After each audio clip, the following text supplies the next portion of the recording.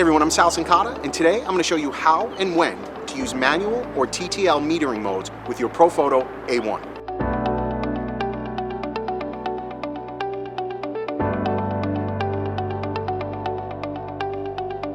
Alright, so you're probably wondering, what is the difference between TTL and manual modes when it comes to metering? Well, you've got two choices. It's about how much control you want or how much control you want to give your camera. So let's talk about TTL.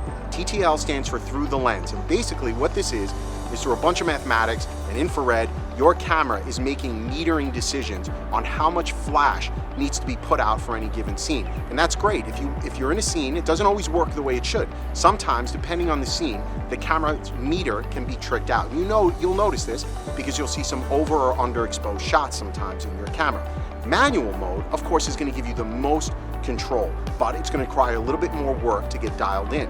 And so what we're going to do on this scene is I'm going to show you two different scenarios where I would use TTL versus manual. So let's start with the TTL.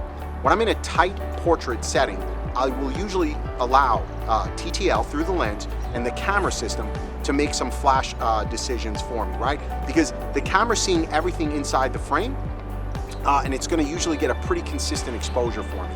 However, on those bigger, wider shots, I don't want to allow the camera to make those decisions for me.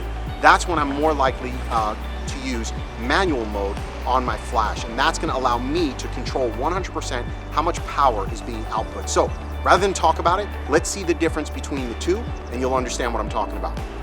All right, so for the first shot, we're going to use the A1 on camera. We're going to turn the metering mode onto TTL, and we're going to allow the camera's metering system to determine how much flash output we need. We're going to use the dome diffuser to give us that nice, soft, round light. So let's get started.